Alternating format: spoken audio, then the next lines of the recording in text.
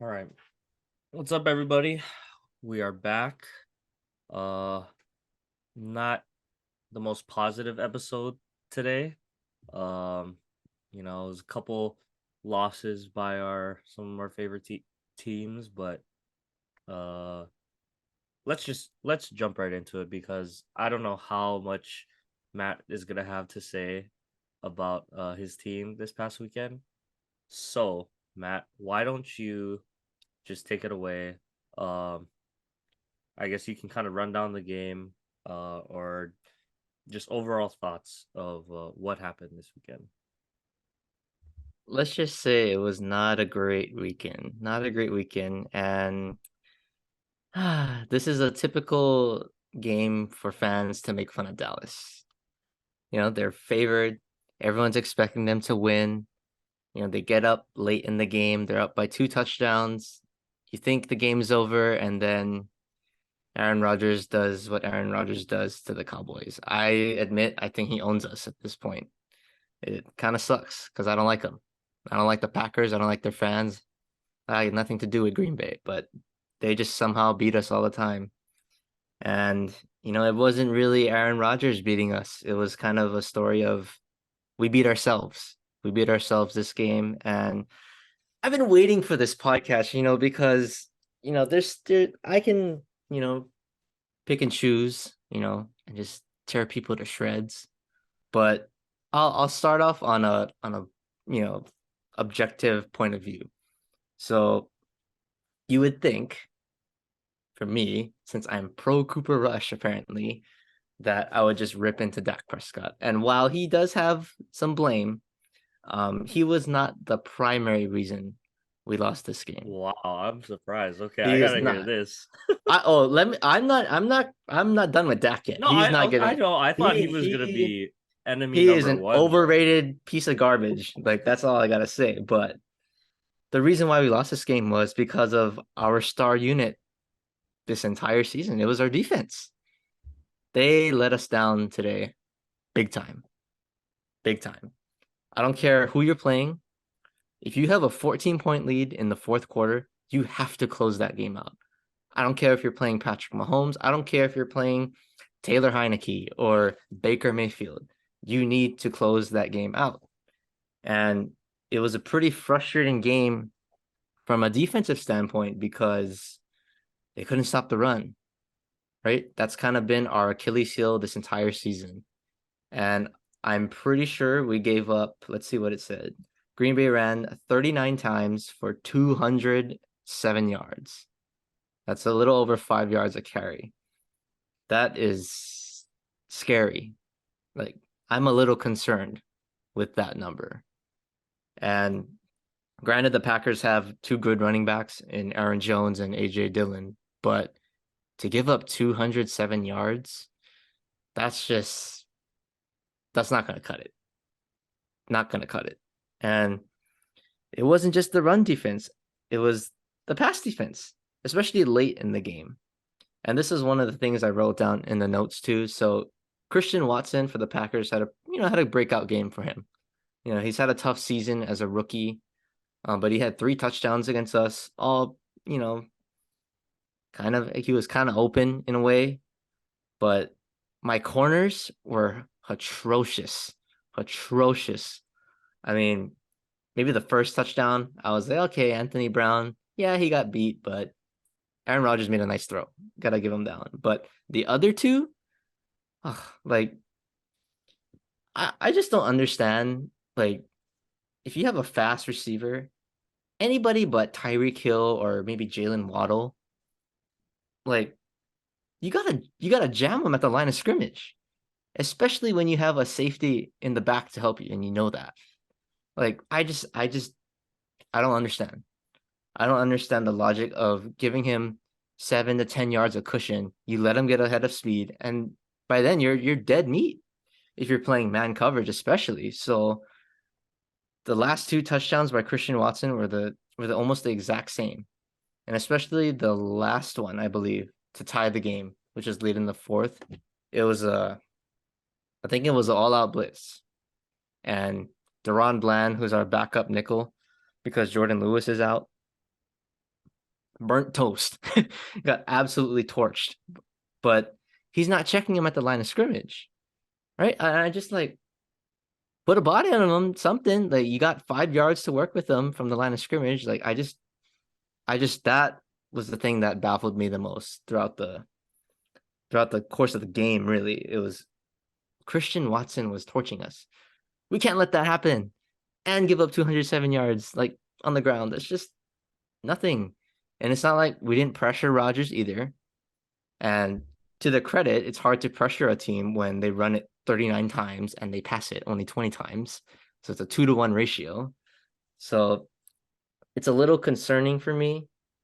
Um, and I want to point out one thing. So Micah Parsons, I think he's the best player in the NFL on the defensive side of the ball, but he was not very good. He was not very good this game. And as much as I love him, I can't defend what he did. He did not make an impact in today's game. Proud of you. And I'm proud of and you for it's being objective right now. I know I'm an you think I'm biased, but You are biased. Just I right am now, not for some biased, reason, you're but not being biased. no, I'm I'm not proud of you. biased. I'm very objective with every Dallas game I watch. That's all I gotta say. But back to Micah Parsons. I mean, I don't think he had a pressure this game. Not even he didn't have a sack, but he didn't have a quarterback pressure at all. So that's a little cause for concern. And it's not like he was going up against Bakhtiari or, one of these good linemen for the Packers. He's had some chances and just didn't have that impact.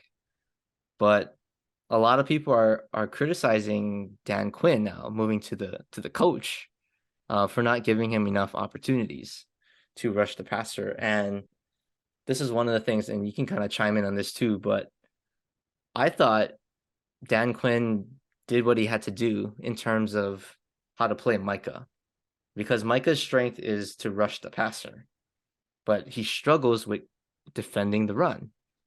So you can't just keep lining him up on the edge, knowing that the Packers are running at a 2-to-1 ratio every play and they're getting 5 yards a touch. Like, you can't do that. He's going to get worn out. So they had to keep him at that linebacker spot and just kind of have him floating around. But like in critical downs, I think that's when you got to use Micah at the edge rush. When you need a big time sack, you got a third and medium, third and long. That's when you use Micah. But I want to give Dan Quinn a little defense in that aspect. But that's all I'm going to give him, because they didn't figure out how to stop the run. And it's like right? Take away the run. I know you're playing Aaron Rodgers, but there's no Devontae. So we got to make him beat him through the air. You can't let Aaron Jones and AJ Dillon just run all over us like that. That is inexcusable and a little concerning for me. So that's me on the defensive side of the ball. I don't know what you thought about that. Well, like you said, maybe the reason this is also going to be a little concerning is maybe this now gives teams a blueprint to kind of Exactly. figure you guys out, right? I mean, we know your offense can be explosive. So if you treat quarterbacks with that mentality of, keeping them off the field, and we see this work countless times in the past, whether it's Brady, Mahomes, right? You control time of possession and you keep the other team's offense off the field. I'm not saying you're one of the most explosive offenses, but when your offense is clicking, I mean, it's legit. So I would say that would be my only concern right now. I mean, it is one game. It was in Green Bay. You know, Rodgers seemed to have figured things out. And you were going up against, I would say, a pretty solid backfield. I mean, Aaron Jones, AJ Dillon, right? Probably one of the best tandems in the whole league. So I wouldn't say it's, you know, a huge concern, but it is definitely something I think Dan Quinn is going to have to address with his unit, because you don't want to be giving, teams down the stretch the formula for how to beat you guys, right? Especially when we've been, applauding this defense all year as the best unit. arguably the best defensive unit in the whole league. And to give up 31 points, I know it went to OT, but like I had been saying, right? You put up 20 points, you probably going to win the game. He had 28 with how your defense had been playing. You would think that would be enough, especially with a 14-point lead in the fourth quarter, like you said. Obviously, not all on the defense. A little bit of coaching, a little bit on the offense, not being able to just close it out as well. We'll get to that part, but I wouldn't be too concerned if I was you. Hopefully, we see adjustments in your next game. So I'll leave it at that. Yeah, the next game is going to be tough because they got Dalvin Cook. So that's going to be another challenge. But we can get to that later when they play the Vikings. I want to talk about the offensive side of the Talk about the football. offense. Talk about the offense. Okay, so 28 points. I mean, initial box score, pretty good.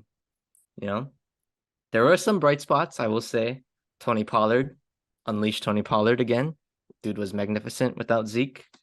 And hey, CeeDee Lamb, wide receiver one, finally had a wide receiver one like game. Over 100 yards, 2 touchdowns. Yeah, 2 touchdowns that game. So he was rolling. But let's get to the bad. And this is really, the typical bad Cowboys. The penalties. The penalties, they're still there. We're top 5 in the league in penalties again, to no shock. But it's the penalties at the worst time that it just sucks the life out of you. Like, I can get a penalty here and there, like, whatever. But when it's close and it's crunch time and you need to make a play and you get a penalty to stop a drive, I mean, that's just unacceptable. And I'm talking about Connor McGovern. Had a terrible penalty in overtime. Wait, Connor who? Connor McGovern. Yeah, Oh, we got that Connor something Williams. about the He's Connor. he's yeah.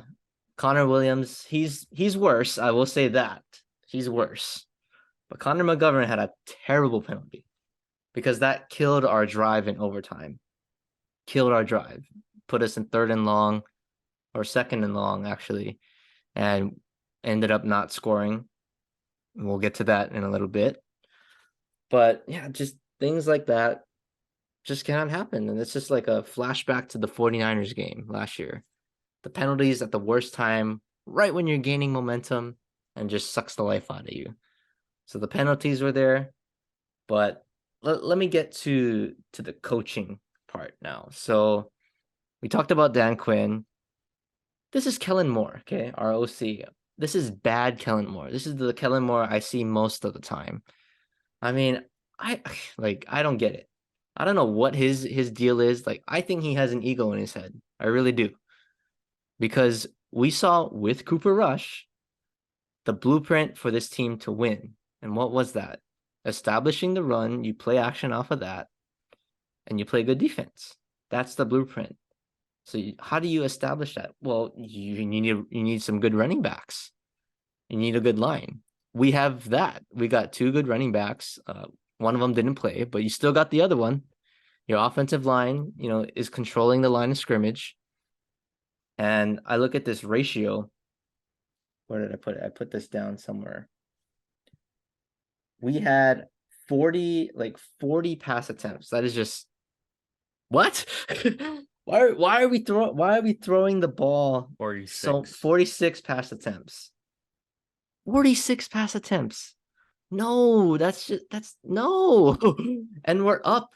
We're up 2, so you got to think, okay, we're up 2 scores in the fourth quarter and we still had 46 pass attempts.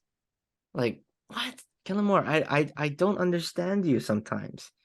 Like, I don't know what it is with him and Dak trying to make Dak look like Patrick Mahomes or I whatever. have a but comment on this when you're done. no, you can go. Like, Kellen Moore, god awful. I mean, god awful. So I agree that the play calling up 40, up 14, I should say, throwing the ball 46 times total doesn't make a ton of sense to me. However, I just want to speculate here out loud. So we know what the deal is with Zeke, right? When Zeke's healthy, we both at this point agree that Tony Pollard is the better back. more explosive, better pass catcher, all this. Probably just not as good of a blocker as Zeke is because he's outstanding in pass protection. But I want to just float out. Why does Zeke play? What do we always say? It's because they're paying him, right? They're paying him, and who is it coming from? Someone higher up, maybe one of the Joneses, Mr. right? Jones. And so that's the argument that can be made for why Zeke gets the ball so much. Because at this point, we've seen it through 9 games this year, and going in even back to last year, you were saying, right, Tony Pollard is the guy. So I'm just maybe speculating here that when Cooper Rush was playing, right, it was about, okay, win however you have to, because we don't think Cooper Rush is a superstar. I'm just saying maybe this is something that's similar to the Zeke situation. Hey, we just paid Dak all this money. I want to see him go out there and perform like a superstar and be the superstar. So maybe, but maybe it is Kellen Moore. We don't know, right? We're not in that building, but I just think, hey, it's kind of maybe more of this trend where, hey, we're paying this guy. I want to see the guy we paid be the guy. I want him to win us the game, regardless of maybe what's best for the team at all times. So I don't know if Kellen Moore is, getting some stuff, a little bit of pressure from higher ups, but I think it's interesting. Just the Zeke thing made me kind of think about that. I'm like, yeah, why is he's willing to pass without with Dak, but it's not Cooper Rush. The running first works, so why would it be different for Dak? Like, why would you change the offense just for one player? So maybe I think Kellen Moore could be just getting a little bit of, hey, go make Dak the star. I don't know. Hey, but he's the OC. So the guy above the OC should have final say at some point. If it's getting out of control, we're getting too pass happy, the head coach has the right to say something. And speaking of my Even head if coach, Jerry's in there ah, saying, right? You know how it but is in yeah, Dallas. Jerry So runs the show, which is why we lose all the time. But talking about Mike, this is classic Mike McCarthy, the bad Mike McCarthy. Coming into Green Bay, his return, he's the man of the hour, right? Coming back to Green Bay where he won a Super Bowl with Aaron Rodgers, saying, oh, he drank 5 cups of coffee before the game and he woke up at 5 a.m. He met with Aaron Rodgers before the game, which is like, what? Why? Meet with your own team. Meet with Dak. Why are you talking to Aaron? But then the challenges come back. I mean, I shouldn't say the challenges, the decisions, going into overtime, right? That big decision. 4th down, you get the ball first, you're in field goal range, and you don't take the points in overtime. That's a no-brainer to me. I know he was going for it on 4th down. I honestly didn't agree for him going on 4th down in the beginning of the game in the first place. And the reason why is we still have our defense. Give them a chance to win the game, right? Maher's in range. Take the 3. Like you give your defense a chance to stop Aaron Rodgers. And that's when hey, let's line up Micah. Now it's time to unleash Micah Parsons, D-Law, Dorrance Armstrong, all those guys. Like that's their time to go unleash on the quarterback. But you were dead in the water if you don't even give them a chance. And it's like, what was that play too? Like, the heck? Like that's your 4th down play? Like, where's the motion? Where's the creativity or something? Like this is do or die. So it's like you make the wrong decision for not putting pressure on Green Bay by not getting the points and getting the lead, and you call a terrible play. So I guess that's Kellen Moore. Like it's just the coaching. The coaching kills us in these big games. And speaking of big games, playing against big teams, this is the guy I will always like to talk about. My quarterback. Oh, this is the last point I have to say. So Dak, this is from ESPN too. I saw this on Get Up. On 3rd and 4th downs this year, he has a 43% completion rate. That is atrocious. Atrocious. And there's only one quarterback that has a worse completion rate. That's Tim Tebow. That's not a good list to be on. If you're mentioned in with Tim Tebow in the NFL, not a good thing. That's not a good thing. So okay, you got that going for you. Oh, and after this game, we come to find out that on the season, Dak has a lower QBR than Cooper Rush. Cooper Rush has over 10 points higher QBR than Dak, and they basically played the same amount of games. Like, that should not happen. You're the starter. Cooper Rush is the backup. You need to be outperforming him. That's not Tim Tebow and Cooper Rush. Two basically non-factors, backup quarterback kind of guys, and you can't outplay them on the stat sheet. That's not a good sign. Oh, and then let's talk about the game too. Through 2 interceptions, which I thought killed us, and especially that first one. That first one drives me insane because we get a turnover. We're already up 7-0. We're in the red zone. We can at least go up 2 scores and make it 10-0. And then you put the pressure on Green Bay, like, okay, maybe we got to abandon the run now. We're falling behind. We got to start throwing. But no, 3rd down, you try to force it into CeeDee Lamb with 3 guys around him. And I know they're going to say, oh, Schultz ran the wrong route. Like, he was supposed to take the guy off CeeDee and have CeeDee go on the under. Like, no. Like, even if he runs the wrong route, like, I truly don't think that would have been a completion anyway. Because instead of 3 guys there would have been 2. He's throwing in a double coverage. Like, what are you doing? Like, you got to be smarter than that. I'm telling you, if that's Cooper Rush, he's going to throw it out of the end zone. Throw it out of the end zone. Take the 3. You got to get points off a turnover. And look, we throw a pick. The Packers go right down the field. Christian Watson gets the bomb touchdown. Right? 2nd interception. Another throw over the middle. It's a miscommunication with CeeDee. Right? This is kind of a trend with Dak. He just can't really get on that same page with CeeDee. And I'm just saying, this is just from my observation, that I didn't see any of that with Cooper Rush. Well, I mean, he had 11 catches. Not like he was completely off of him the whole game. No, but he's the starter. Right? CeeDee Lamb is his wide receiver run. They've been playing together for this is what their 3rd year together. So I would hope they have some chemistry. Cooper Rush is the 2nd team quarterback. He's playing with Noah Brown and all these backups. He's not practicing with CeeDee. But when he comes in the game, I don't see CeeDee like sulking or throwing the body language. It's like, okay, I'm not getting the ball, but when my time comes, oh, it's a nice sweet pass in my pocket. I'm just saying, that's just what I saw with Cooper Rush. That's why I think he's better in this situation. But, that can be another discussion. But again, he going back to Dak, throws the interception. What happens again? Aaron Jones touchdown. So let's do the math here. Packers scored 14 points off those interceptions. We lost 3.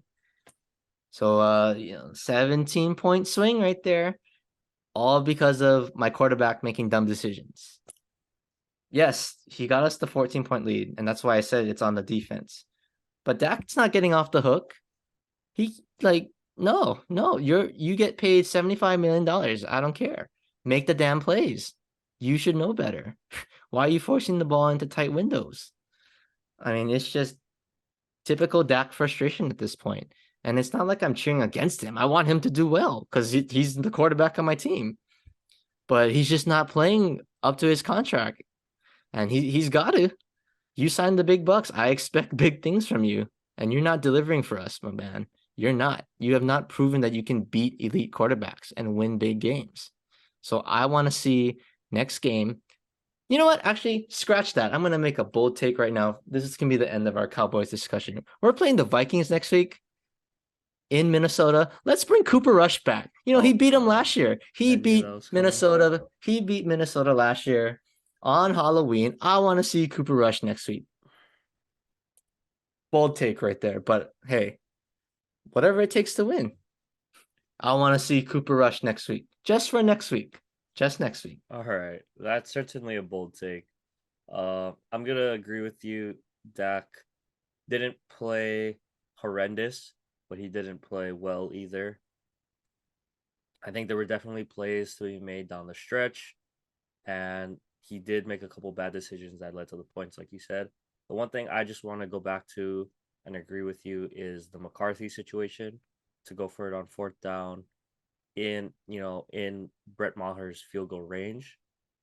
And the bigger Okay. problem to me is not only was it 4th and 4, so I think even if you look at analytics, once it gets to that 4th and 4, I think that's when it typically will say to kick.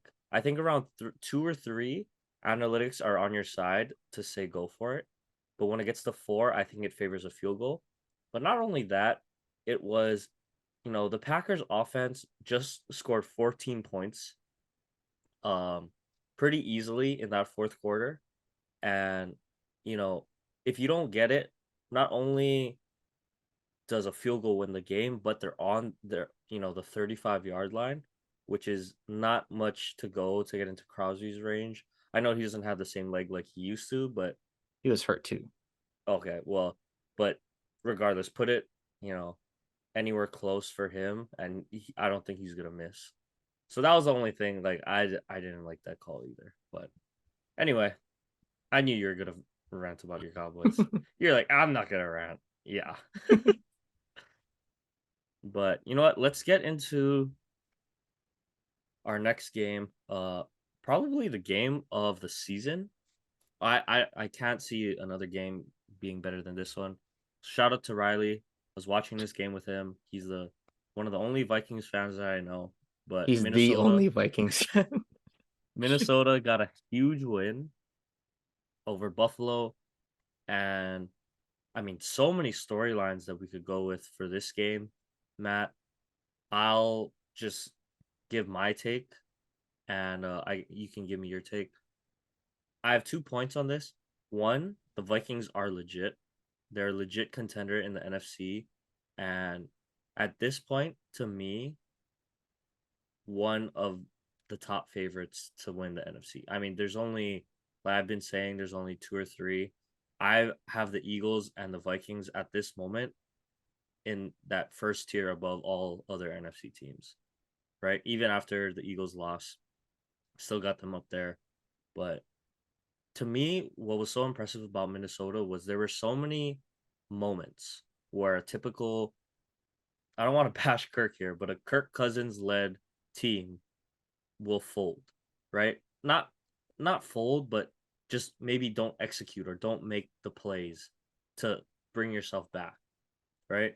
We can go back to the Josh Allen, um, the fumble that he had at the goal line, right? I mean, Minnesota gets stuffed, 4th and 1 at at their own goal line to pretty much take the lead and seal it. And Buffalo's defense comes up with a huge stop. Granted, this could be more on Josh Allen mishandling the snap, but the Vikings still made the play and they fell on the ball. So that's one. And two, you know, I guess we know Josh Allen was hurt, but this is kind of becoming an interesting trend here with Josh Allen, where he just can't seem to win the close games, right? And I'm not blaming this whole loss on him. Obviously, the defense didn't hold up, but at the same time, he made the costly turnovers, right? The fumble and the 2 picks. And so I like Josh Allen now. We've turned into Josh Allen fans. It's just interesting to me that, I think as a Miami fan, I'm kind of happy because we're starting to see this trend of Josh Allen constantly making critical errors in crunch time. So it's like, if he can blow anyone out of the water. But, if a team can hang in there to that fourth quarter, I don't know, man. I think it's kind of I'm a little nervous. I trust Patrick Mahomes more now at this point. I was pretty close with the two, but I think I'd rather have Mahomes than Allen in these crunch time scenarios. But those are just my two takeaways. Also, Justin Jefferson is an animal. 3 takeaways. So Yeah, I kind of got to piggyback off of you. So typically, Kirk Cousins folds in the big games, but he turned into Kirk Thuggins down the game. I Kirk mean, Kirk Thuggins. Thuggins. I mean, I Whatever. want to point out one throw, and I think it was to Jefferson. It wasn't the one-handed catch by Jefferson. By the way, catch of the year so far, so no debate. But it Hands was down. that throw, like To on the the side, right? sideline. To That was a the sweet corner. out. I was like, wow, that's a. I don't see old Kirk Cousins making that play. I really don't. So just to see that kind of composure from Kirk, and he struggled a little bit in this game, had 2 picks, but hey, when it counted, he made the plays, and that's all you want as a quarterback, right? When the money's on the line, are you going to make the play or not? I don't care what you do the rest of the game, really. We need you when the moment is the brightest. And Kirk Cousins, he stepped up big time. So I'll give a shout out to Kirk Cousins because you're going to need some luck next week when Cooper Rush is playing quarterback. Oh God. But let's go to the Bills. So my MVP favorite this year, Josh Allen, not looking so hot right now. Started off pretty good, and he's kind of found the turnover bug. I think the past 3 games he leads the NFL in turnovers. He had 3 straight drives with a turnover to end this game, which is not good. Um, and it was kind of like Dak, honestly, like that I'll say the first interception, it was a 4th down. So he kind of had to, force it up.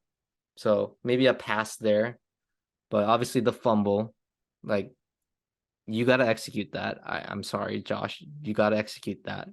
But that last pick to end the game, you cannot make that throw. That was just a That's force. a no-no. Yeah. Absolute force. And I know he's trying to win the game, but you gotta look at where you are. It wasn't a 3rd or 4th down play that you gotta have it. It's early 1st and 2nd down. If it's not there, throw it away, live to play the next down. But you're already in field goal range. And I know the Vikings scored a field goal, but you have to know that you have that field goal in your back pocket. And you can't just give that opportunity away like that. Like if you're gonna make a throw down the middle of the field, Dak needs to be open, maybe a one-on-one, but not into double coverage. It's like Or it they're has to trying to be, force it. what are they? I forget the term that they call it, but like high. So it's either my guy or nobody, right? It's like Yeah. us or nobody. It's either gonna be an Yep. incredible catch or no one's catching it. Exactly. Yep.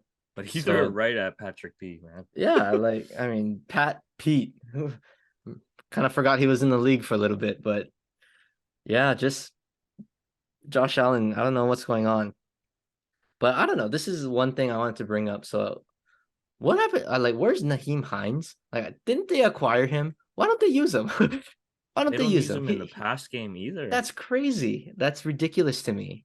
Like, okay, yeah, you can use Singletary, maybe Cook on your 1st and 2nd downs, but Naheem Hines, his skill is to catch the ball out of the backfield. And Like, he's a playmaker too, man. where is he? Yeah, like, get him the ball. Like, everybody knows you're gonna go to Stephon Diggs, and if he's not open, you're gonna go to Davis.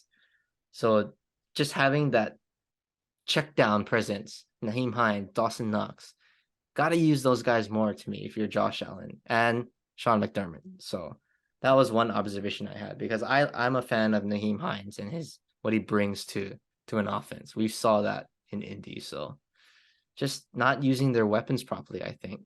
I don't know. Maybe Allen's getting a little like Stafford, like a little too It's Diggs like a happy. little Mahomes, early Mahomes ish to me. Trying And to always Stafford go for Cup. go for Yeah. the home run. I'm only looking for a couple guys. I think it's time to start a little bit more of the check downs. They got to establish the run though, Buffalo. Oh yeah.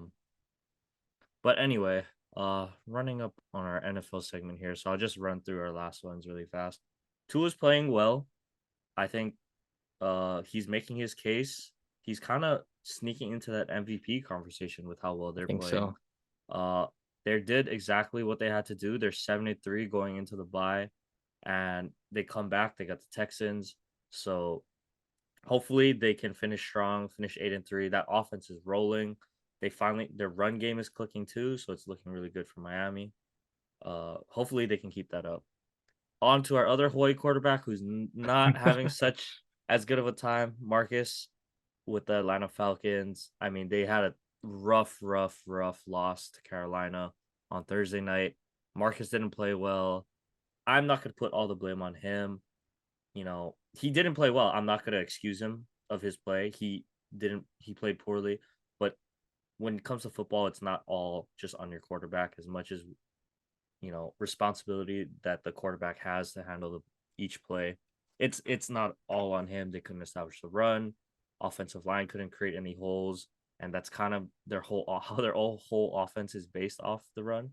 So, I mean, props to Carolina, but yeah, Atlanta's still in it. They're not completely out of it. I know Tampa Bay won this weekend, but they're still in the playoff hunt, and Marcus still has a chance, I think, to silence some of the doubters. And then the last game, I want to talk just briefly about the Commanders beat the Eagles. We kind of were saying, we were kind of saying, the Eagles haven't really played anyone this year, and so Washington, maybe they're just the undefeated enders because they did that to Pittsburgh a couple years ago when we were saying we don't think Pittsburgh's that good for an 11-0 team. And they kind of did the same thing in this game against Philly. I know everyone's like, oh, Heineke beat Jalen Hurts. To me, though, Jalen Hurts was making plays. He had that one bad pick, I think he tried to force. But, the Goddard fumble, he can't really help that. And then the one to Watkins. I mean, it was a dime. Yeah. He threw a dime to Quez Watkins. And, I know they teach you, oh, if you're not touched, like, get up. But, like, you got to secure the ball, right? I mean, you got to know, like, once you get up, there's guys pretty close to you. But kind of unfortunate there. And then the last penalty, on Heineke's knee down in Good real call. time. Yeah, I actually think it was a good call because, in real time I was like, oh, it's a little ticky tack. But then they replayed it and then they replayed it again in regular time. And Taylor Heineke is definitely down. I only saw that first guy come in. I didn't see Brandon Graham come in on that sec. He was a good distance, like 3 steps away from Heineke when Heineke took a knee. So even if it takes you 2 steps to realize, hey, he's down. But, Brandon Graham's, they're playing hard, but yeah, that's kind of an inexcusable penalty to me if you're a vet in this league. Because he took like 3 steps, like 1, 2, dive 3 into Taylor Heineke. And, Philly's beatable. So they got that monkey off their back, I guess. It's kind of, I feel like it's kind of nice for them because now they're not worried. They're not thinking perfect season. They can just go out and do it. But good for you, bad for you. Hey, it's gives us an outside chance still. We didn't lose any ground against Philly with this, even with the loss to Green Bay. So we still got to play Philly one more time. So, if we're like 1 game out by the time we play them, I'll be okay with that. So we're still in it. We're still in it. Also, I'm scared of Taylor Heineke a little bit. They should go back to Carson. I miss Carson. I miss Carson Wentz. Well, no quarterback controversy. Put Carson Wentz back. Ron Rivera does that for you because Heineke, he's not gonna blow you away, but something about him, man. He's just gritty. He's just kind of a dog, that winner's mentality. But okay, well, that'll wrap up our NFL segment. That was a pretty good one. Got a lot to talk about, but we'll come back, talk some college stuff and some baseball stuff. So stick around. Okay, let's keep it going here, Matt. So we had Hunter on our last pod, hyping up the UH basketball train. And so we finally had the Rainbow Classic kickoff. Why don't you take us through those first 2 games? We'll dissect that 3rd game against Yale. But why don't you just give us that first 2 game rundown? Yeah, so UH kicked off their season officially this past Friday against Mississippi Valley State. And a little shaky in the beginning. I'll say a little first game rust. But they ended up pulling out a nice win, 72-54. My only real takeaway for this game was, man, they shoot a lot of threes. Like, that was my thought. Like, they're shooting a lot of threes. It was almost like the Rockets, they just keep jacking up threes. I'm like, get the ball inside. Like Mississippi Valley State, they're so dang small. Like Bernardo, Kamaka, Harry, those guys need to be eating inside. And I think eventually in the second half, they started attacking the basket a lot more, which is why they were able to extend the lead. But yeah, very 3-point happy to start the game for sure is a struggle. But also on a bright note, it's really good to have Noel Coleman back healthy. We missed him dearly last year at the end of the season. He's been our leading scorer last year and leading scorer this year as well too. So good to have our starting two guard back. So we had a nice win. Also had a nice second game win against Eastern Washington. Had a nice 71-51 game or 71-51 win. This one was also pretty good. Guys who were struggling in the first game bounced back, like Kamaka Hepa had a nice 17-point game, was active on both sides of the floor. But my takeaway in this game, it's kind of throws a loop at the third game we're going to talk about. But in that Eastern Washington game, Justice Jackson stepped up big time. He's the backup point guard. He had an awesome game, and we saw what he's capable of doing. And I'm a huge fan of his game just because I think he brings more explosiveness to the point guard position. He's a better shooter. And most importantly, I think he can create better shots for his teammates, right? Javon, kind of a, role player kind of type, just going to make the safe pass, doesn't really have a big offensive game in terms of driving the basketball, making, quick passes. But Justice has that ability. And I think they need to play him much more down the stretch because he gives them that explosiveness that you need to get easy buckets. So it was great to see Justice Jackson getting the closing minutes in that game. But, this team, it's kind of a feeling of they're just going to ride the hot hand. Whoever's playing good in that early stage of the game, Ganot's going to kind of take that momentum and ride that in the second half with his lineups and transition over to this last game, the Rainbow Classic Championship. So Hawaii does fall in the championship to Yale 62-59 in overtime. And it was a pretty ugly game, I should say. I mean, it feels like both teams forgot how to shoot to start the game, just brick after brick. It was kind of hard to watch. Probably the really only bright spots in this game were, coincidentally, Jovan McClanahan had the game of his UH career. Unbelievable. He was awesome, He was and good. I was cheering him on. I wasn't being that sulky, biased guy. Like, oh yeah, I'm Team Justice. No, like I'm cheering for you, Jovan. Like I'm cheering for you.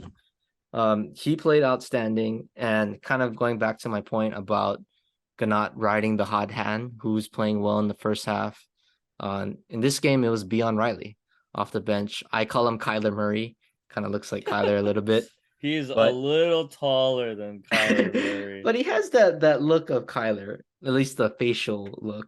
But in terms of his play on the court, kind of that energizer bunny. He's not a scorer, but he plays hard, and he played hard. He was getting a lot of those 50-50 balls. Had a nice pass, actually, a nice assist in the first half, and just really doing a lot of dirty work. And it was really good to see that from him because we're gonna need that effort from him going into the season as we get going. But since you watched this game too, why don't you give your initial thoughts? Well, I liked how we were competing on the defensive end. I thought Yale was barely getting any real open looks. So I was pretty happy about the defense, for the most part, I would say. But offensively, I'll just say down the stretch, what probably to me the most frustrating possessions were the guys playing kind of hero ball, you could say. You could tell every shot that was a little bit forced or a little bit early, you know, they wanted to be the guy. Coleman a couple times, took shots that I was, he's kind of pressing, kind of forcing, maybe trying to draw the foul. And same for, unfortunately, our boy Avea, Samuta. Oof, rough game. He had a rough game just in general, 1 for 12 from the field.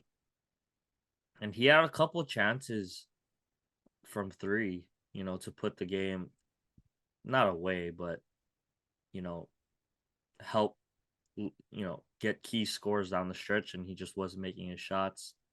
And even that last shot he took, he's taking a pull up jumper contested mid range when, I love the confidence, but you go with what's working. And to me, it was at least down the stretch, Kamaka Hepla, he got hot. He hit those two big threes that kept UH in the game. So, either work around that or just get some movement. I think the frustrating part for me in the second half and overtime, our offense, I saw too much standing around for me. Maybe so you were at the game, you're more watching the ball, but I had the luxury of seeing the whole screen, right? And every time I would hear the student section, 7, 6, 5, right? Because they Yeah. were counting Mm-hmm. down the clock, right? And I'm looking at, the other guys on the court, and everyone's just kind of standing still. I'm like, can we get some cuts? They're playing that high pick and roll, but I don't see any other action moving Mm-hmm. off the ball. And we're not, NBA players to where all you need is one high pick and roll, and either your point guard or your guard handling the ball can create his own shot, or our big is going to roll or pop, and it's just going to be an easy, look. Like we need to get guys open. So it was just a little frustrating for me to see that. And then, when we do move, oh, look, Hepa gets a wide open shot twice. So it was a little frustrating. I just thought even that last play, right? Coleman gets blocked. But those Yale guys, they had what, 7 blocks. That one Jarvis had 4 blocks. I mean, they were contesting heavily in the paint. So I it was just a little unfortunate, if Avea or Coleman was a little bit hotter, just like a tad bit. I was getting a little flashbacks to UH versus Maryland back in 2016. I was getting a little, oh, the ice cold, like there's a lid on the basket. I hope this is not how it's gonna be the whole season. Luckily it's only, the Rainbow Classic. But yeah, pretty satisfied with the defense, but honestly, McClanahan just he had confidence shooting those threes, and he made them at clutch times. I was honestly saying, like, why are we not running through him down the stretch? Like, he has the hot hand. Avea and Coleman, you know, they were, let's see, a combined 1 of 11 from three, right? So I would have just liked to Yikes. see a little bit more, down the stretch. I know McClanahan's not your main scorer, but if that's who's hot, right? That I would have liked to see a little more offense run through him. But it's early. We're far from conference play. And I think, we have a solid team. We can play probably eight deep during the regular season. And we have some depth even farther than that if we have to. Like you said, Riley, beyond Riley, I thought provided a spark. Just, his hustle and offensive rebounding, stuff like that. Good. He's playing pretty good defense when he had to. So, but props to Yale, man. They got guys too. Nolan, that guy was, He's their main guy. yeah, he's Yeah. their main guy. And I guess we can talk about the free throws, but I thought honestly, UH wasn't hitting all theirs, but I thought Yale was kind of keeping us in the game too by missing their free throws. So just typical college game. But I'm But optimistic. I'm optimistic. I will say one point about your free throws, but late in the game, Yale made their free throws. That is That's true. what kept them. That's how they won. That it was that guy. Mahoney. Uh, yeah, that That guy guy, is automatic. dude. Just pure. He's so the pure left, from the the line. lefty, Mhm. the lefty was just money. But then going back to let's kind of taking these plays here. So in overtime, UH is down, so they're fouling, they're trying to foul, extend the game. They have a chance to foul the big guy. I forget his name. Was that Jarvis? Might have been. 15? I know the I forget exact his player you're name. talking about. This is Yeah. after He had it Peppa was a makes a one. three to cut Yeah, it to a 1 point game. yeah. And you like you're down by one. The center's got the ball. Foul him. Like I don't know what they were doing. Like it was just like a slow motion reaction. And then they got it to their main guy and he knocks down two. I was like, oh, like that's the guy you want at the line. And yeah, just wasn't good there. And then the last play, you need a three. Um, Coleman took the last shot, and I thought, you know, 13 seconds when he made the free throws, I was like, if they score within 5 to 6 seconds, they can get a quick two. But I was Coleman kind of he took his time. I was like, okay, they're going for the three. I was hoping they But would go for a quick two yeah, as I'm well. a huge believer of if you have time, go for the two. You got to extend the game. Let the other team make the mistake for you. But then Coleman ends up, they kind of go slow up the court. So I'm like, okay, they're gonna go for the three.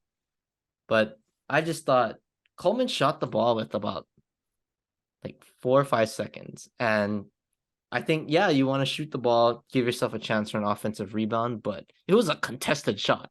Like at that point, Just look I'll for the take a best shot I'll at take that a point. extra 3 2 seconds, maybe just take one shot instead of forcing a bad shot and hoping for a rebound. Hmm. So that I just thought he could have maybe passed it up, or if he was taking the shot, like yeah, at that point maybe just get the best shot, right? Somebody can set a screen, something. But it was a really forced up three. And then I thought I was like, oh my god, they got the rebound. Aveo's open, he got the shot up, and then it's I couldn't tell if it got blocked. Like it was no, so it did short. not get blocked. It was Okay. just so short. Like my eyes lit up. I was like, oh my god, he's open. Like he got it off in time, and it was like 5 feet short. Yeah. It was like, what a way to cap Samuta's night. It was just, He had a rough night. it was, He'll it bounce was, back, but yeah, he had a rough night for sure. yeah.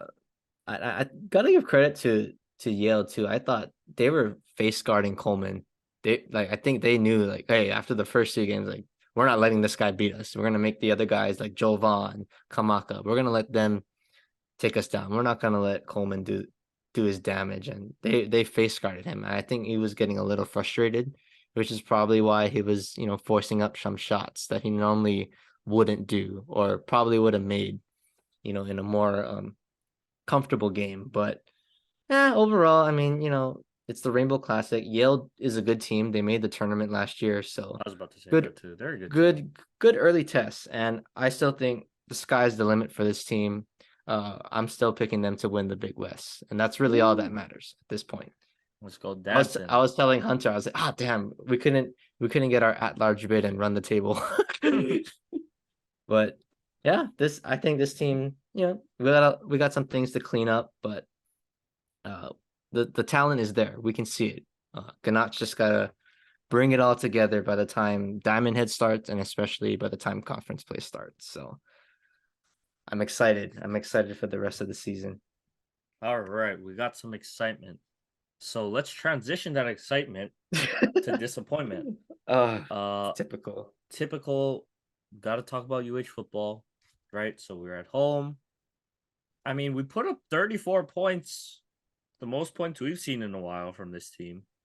Unfortunately, Utah State scored 41, so we lost. But, you know, definitely some good things to take from this game. As usual, our run game, pretty outstanding. Ooh, yep. 235 yards. Tylen Hines is electric. I really hope we can keep him because that dude is fast. Um, Dedrick Parsons doing his thing, just nice, just good old steady 6 yards a pop. That's exactly what you want to see. Schaeger, I mean, uh, uh, two That's the reaction touchdowns, we all have. 2 touchdowns, but 3 picks.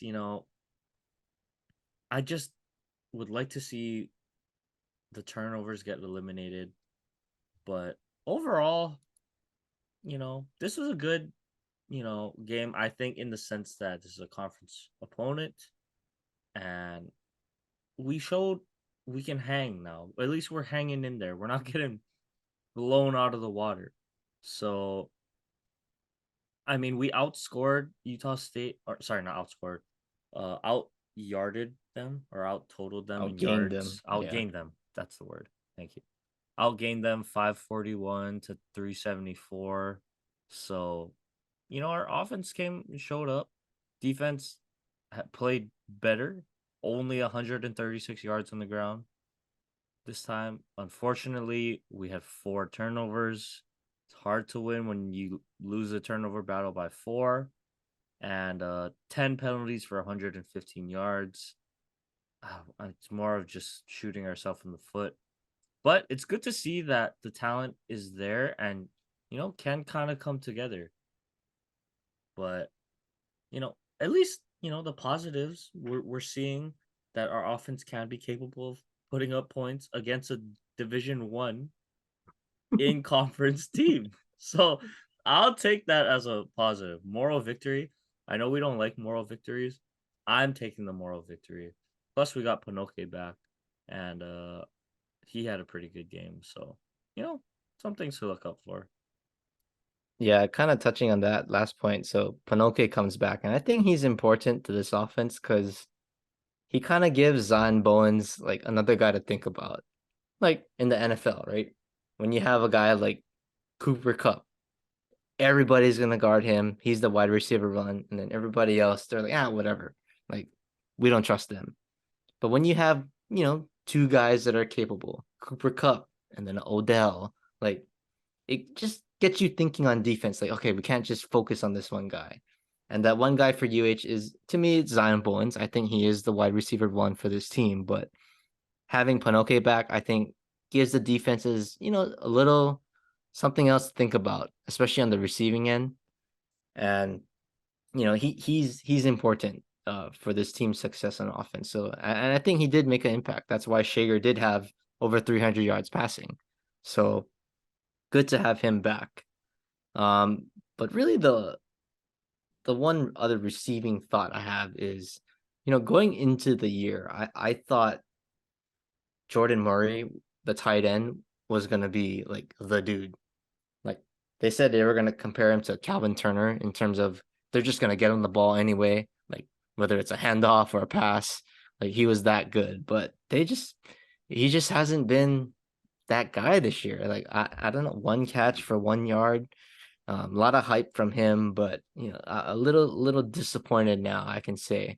Um, now that we're 11 games into the season with our last game coming up next week, but a little disappointed in Jordan Murray. I thought he was going to be a little more of a factor in offense, but hey, like you said, our running game, our 3-prong attack at running back, we got Najee Bryant Lele back a couple games ago, so it's good to see him getting in the mix with Tylen Hines and Dedrick Parsons.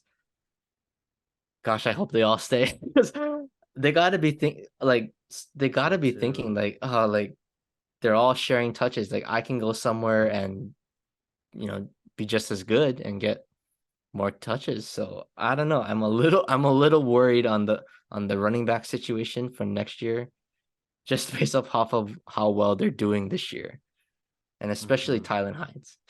we gotta keep him. If we're gonna sacrifice one, let's sacrifice Najee Bryant Lily. But not to say that he's a bad running back because he's performing well. But yeah, when you got an abundance of riches, especially at the running back position, and only Yeah, one ball, one of them's gonna go. yeah, like it's tough. And Parsons has been the guy all year, so. And really going to Schaeger a little bit, it's kind of it's typical of Braden Schaeger kind of performance. Like you see the potential with the big plays and some sweet throws, and then you get the boneheaded plays with the pick sixes and just bad decisions. Another low completion percentage game. He had a 16 QBR, which is terrible. So it's just I'm looking now at the future, right? We're not going anywhere this year. Like let's see what he can do now in this last game. But I don't know. At this point, I kind of want to see Cameron Cooper just because I haven't seen him yet. We've seen Yellen. That experiment didn't go so well, but we got one game. Treat it almost like a spring game, I would say. It would be okay with me at this point. But Schaeger just continues to just a roller coaster with me for him. So I don't know. I'm more and more not getting sold on him being the guy for the future. That's tough. The verdict is still out on Schaeger for me. Yeah. I mean, he had his first year with Timmy in this offense, and the offense with Timmy, we we didn't even know what it was until the past 2 or 3 games. What are we gonna run the run and shoot? Are we playing pro style? What is the identity of our team? So it's a lot to put on a college guy's plate. I'm not saying he's not the guy, but I'm not saying he is the guy at this moment. I think the verdict is still out. And come the offseason, he's going to have to earn that he's the best quarterback on the team again. With hopefully, hopefully, this established offense that, we have now if we're able to keep our running back. So look to the future. It's all we can do now. Let's beat UNLV. That'd be great. Because UNLV has been End the owning season us. with a bang. Yeah. But anyway, that's enough of that. Why don't you get into your Washington versus Oregon game? I didn't watch it. Oh All my I know is that gosh. there goes Bo Nix's Heisman chances, and there goes Oregon's college football playoff chances as well. So what happened, Matt? What happened? They got robbed, first of all, but like it sucks losing to UW as an Oregon fan. We don't like you guy. We don't like UW. Like they're just nasty. They're just a nasty school. Like their their fans are a little cocky. They remind me of Eagles fans, like just disgusting, disgusting animals. Like be civilized like Cowboy fans or Yankee fans. Like, just play play the game the right What way, did you just say? Civilized like Cowboys Yeah. and Yankees Yeah. fan. Yeah. We're loyal, civilized people, civilized fans. Anyway, let's get back to let's get back to the game. So kind of a scary incident. So Bo Nix actually got hurt in this game, hurt his ankle. And Ty Thompson, my guy at the beginning of the year, I was kind of advocating for him, comes in for a series. Um, but actually, yeah, we'll talk about Ty Thompson. So that drive, the game's tied. We need a score. It's late in the game. And Ty Thompson comes in, and this possession was a killer for me. 4 straight runs, and we don't get the first down. So we end up giving UW a field goal, chip shot that gave them a 37-34 lead. So not over, but Bo Nix comes back in, and he actually leads us down the field. I'm like, okay, like we got a shot here. Like we can get a field goal. And on the second to the last play of the game, this play was egregiously bad. So it's like almost like a semi go route, but Troy Franklin is on the left sideline, catches a nice ball. Like we're feeling good. Like this is a makeable field goal. I'm liking our chances to go into overtime because I trust our team at home. But the ref calls a flag for Troy Franklin stepping out of bounds. And it was like, I was watching it, I was like, you cannot call that in that situation. Not even trying to be a biased fan. Like, it wasn't like his foot was out of bounds. There's two things. It was so ticky tack that you could barely even see it on the screen, like that he stepped out. Like, I don't even, the UW guys weren't even like, they weren't like jumping up on the sideline saying, "Oh my god, like he stepped out of bounds, like throw the flag," because that's what teams are gonna do if they see something, right? I didn't see any of that from the UW bench. And second of all, you watch the replay. There's a guy, the defender. I think it's the edge. He kind of drops into coverage, and like to give him credit, he forces Troy Franklin to kind of, go to the sideline. He kind of gives him a little shove, So it's like looking at that play, the defender is giving him a shove. He extends his arm, pushes him to the sideline, but yet he doesn't really step out of bounds. It's like a toenail on the sideline. Like, come on, like there's so much at stake, and it's like let the players decide the game in this situation. Don't take it out of their hands.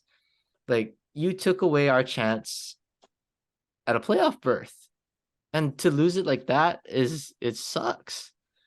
You take away Bo Nix's Heisman Trophy potentially. Like he comes back injured, wins this game. He's got a storyline now. I mean, Oh, that's a Heisman moment right there. yeah, like that's like come on, like you got all these things going on. And if you look at the big picture, like big picture for the Pac-12 to do well, now we're not going to have anyone representing the conference. And as the Pac-12, we're always fighting for respect with the Big Ten and the SEC, the ACC when Clemson is at their peak of the powers, like the Big 12 when Oklahoma is riding high. Like we're always fighting to be, in that Power Five conference, which we are, but we're kind of in that second tier behind the Big Ten and the SEC. Now we don't have anyone to represent in the Pac-12. So it's just like there's so many narratives going off of this game, and to have it end that way, it hurts. It hurts. But yeah, I don't really know what else to say. That was a terrible call. So all you Dub fans, you can eat that because that was lucky. But I gotta give a shout out to Mike Penix. That dude made some big time throws. I think he kind of raised his draft stock a little bit this game. Over 400 yards against a good Oregon defense is no joke. So I gotta give my flowers to him. He was outstanding in this game. But at Oregon, they still have a chance to win the Pac-12 to go to the Rose Bowl. So they gotta get that turnaround, and it's a fast one because it's against Utah, and this is the game that decides it in a way. If they lose this game, they don't control their own destiny anymore, and it's almost like a lost season at this point from where we started. So they got to beat Utah to get to the Civil War and give ourselves a chance to play for the Pac-12 championship, hopefully against USC, because I want to beat them too. But yeah, tough week for my football teams, man. I don't know what's going on. Hopefully next week is a little better. Yeah. Okay. Well, let's wrap our college talk with that. Let's finish up with a little bit of baseball. So, two big signings, I would say, for both of our teams. So, first, Clayton Kershaw's coming back for a year, and I think he's just gonna keep doing these 1 year deals until it's time for him to retire. I think that's probably the safest thing to do for both sides. Kershaw has earned it to take it year by year, and he means so much to the Dodgers. They're always gonna love to have him, not only as a player but also as a leader in that locker room or in the clubhouse. So I'm happy he's back. Obviously, I'm stoked. He's just such an iconic player, and it's going to be really good for morale of the fans, morale of the city, and morale of the team. So happy he's back. We did not offer Justin Turner his qualifying offer, so that'll be a little interesting. I've been on the fence this year about Justin Turner. Just didn't quite have the clutchness that we're used to seeing from him, and he really struggled in these playoffs. Just even hitting the fastball, it just wasn't there. The bat speed isn't wasn't there like what we've seen in the past. And the other big loss that I think for us hopefully doesn't hurt us too bad is we lost Tyler Anderson Anderson. to the Angels. So I think he just wants to get paid because he knows he's not going to win there. But he's going to be there, number two right behind Shohei. And he was a huge piece for us and did really well in the postseason. I thought should have pitched a little bit longer. Whatever, Dave. That's it's on you. But yeah, big loss for Tyler Anderson. I'm hoping we can get another one of these guys not as well known and turn them into a star pitcher. That's kind of what we've done with Alex Wood, Rich Hill, now Tyler Anderson. Something about these lefties that come in. Heaney had a better year for us, Yeah, right? nah, we don't talk about him. But anyway, I'm sad to see him go, but I'm hoping we can re-sign a couple of our key guys. But why don't you talk about your addition, your Yeah, re-addition? so big news for me today. So I got my first baseman back, which is good. Anthony Rizzo's back on a 2-year deal with a club option for 2025. So about 20 million a year. I I'm happy we got him. He's kind of like Kershaw, a veteran guy. He's won a ring before. He just fits in the way that he plays baseball in pinstripes. Like his swing is tailor made for Yankee Stadium with that short porch. He can be a pull hitter. Now next year, no shift too. So all these lefties are just gonna be, hacking away at the fence in Yankee Stadium. So good signing. But for the bigger reasons why I think it's important that we got Aaron Judge, I mean, we got Rizzo is because of Aaron Judge. Now, Aaron Judge is very close with Anthony Rizzo. So I'm hoping that with the signing of Rizzo, we get Aaron Judge back. That's a little bribery, actually, or I don't know what the word is, but it's some sort of recruiting pitch to Aaron Judge. Like, hey, we got your buddy back now. Now it's your turn. So good start to the offseason so far, but it's not going to be good if we lose our main guy. So I'll say it at that, but good start so far. Yep, good start. I just want to ask this question while we're on the free agency stuff. So it sounds like the top three guys are Judge, DeGrom, Trey Turner. If you're the Yankees, you get one. Who are you going for? Is it just automatically Judge? I'm going for Judge because I think as much as I think Trey Turner is the real deal, they already have their young prospects, like Peraza and Volpe. So I mean, if you didn't trade them, you gotta kind of hope that they pan out at this point. So and then DeGrom, he's kind of injury prone to me at this point. He's gonna want a lot of money, so I'm not too high on him on a big deal. So I mean, it's got to be Judge to me. Yeah, Got I'm to be hoping we Judge. get we get Trey Turner just because of our abundance of outfielders and just the speed he brings is it's so game changing to me. Yeah. And like you said, just DeGrom, obviously when he's healthy, probably the best pitcher in the league. But it's just been the staying healthy with him and he's getting older.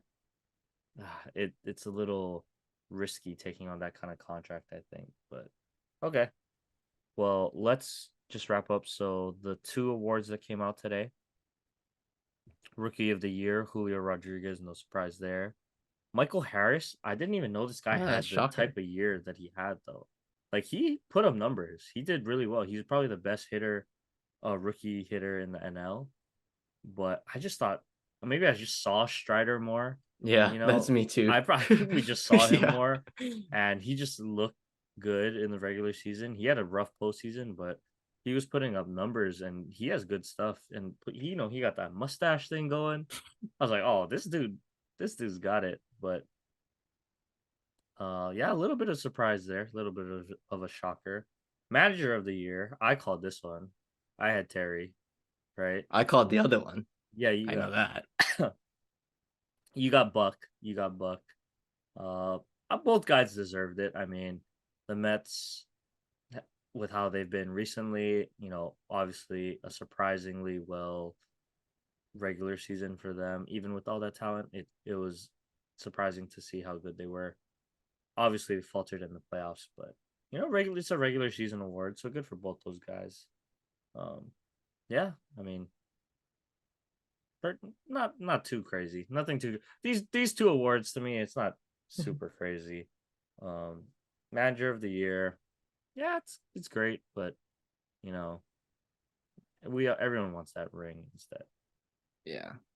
We want to see the Cy Young and the MVP. That's who I want to see. Even though I already know who's going to win MVP on the AL side, but still want to hear it officially. Yeah, it'll be interesting.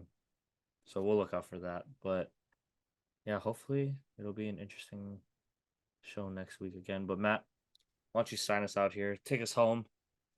Give us our sports fact of the day, and let's call it a pod. All right, so I got a lot of scrutiny from my last sports fact last week.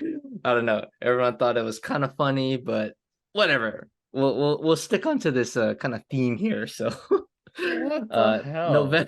November 15th in Jello. 2017. Yep, this is the Jello ball No. incident. So three of the UCLA basketball players they were suspended after shoplifting when they Oh. traveled to China. So this was a huge deal for all you Ball in the Family fans on Facebook Watch.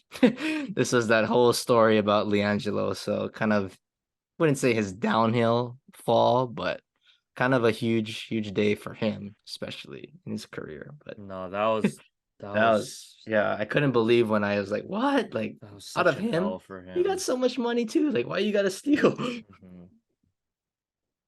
But back to you. That's our sports fact of the day. Oh, okay. Well, that was less controversial. Find some happy sports facts, man. Gosh. Um. Anyway, I think that's a pretty good pod. Pretty good pod length. Pretty much used up all our time here. So thank you everyone once again for joining us. We're finally out on YouTube now. So that's cool. You can finally see our facial expressions when we talk about stuff. But we'll be back again next week. Hopefully it's a better week for Matt. You know, hopefully we got more positive things to say about our teams that we're covering. But until then, hope everyone takes care, has a good week, and we will see you guys in a little bit.